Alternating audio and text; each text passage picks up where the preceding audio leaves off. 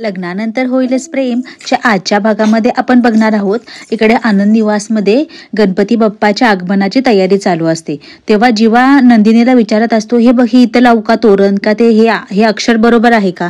पण नंदिनी त्याला काही नीट रिस्पॉन्स देत नसते. तिचा चेहरा खूप पडलेला असतो. ते बघून जीवा तिच्याजवळ येतो आणि म्हणतो, काय झालं ग नंदिनी, कसला विचार करतेस, त्याचा चेहरा का पडलाय. तेव्हा नंदिनी सांगते, आता मी येताना आई आणि काव्या म्हणत होत्या की त्या वसुवात्या आणि रम्याकडून सगळी घरकामं करून घेणार आहेत. तेव्हा जीवा म्हणतो, मग त्यात काय चुकलं, बरोबर करतायत त्या.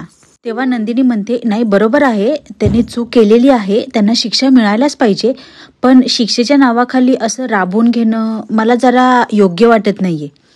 त्यावर जीवा तिला म्हणतो, कमाल आहे तुझी नंदिनी, ज्या लोकांनी तुला जखमा दिल्या त्या जखमा अजूनही ताज्या आहेत, पण तुला जखमा देणाऱ्याबद्दल काळजी वाटते.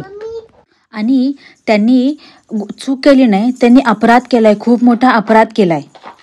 त्यामुळे आता बाकीच्या सगळ्या गोष्टी सोड आणि बाप्पाच्या आगमनाची तयारी कर, नाहीतर आम्ही दोघेही रागवू. तेव्हा नंदिनी म्हणते, दोघे कोण दोघे, अगं मी आणि दुसरा आपला बाप्पा. असं म्हणून दोघेही बाप्पाच्या आगमनाच्या तयारीला लागतात.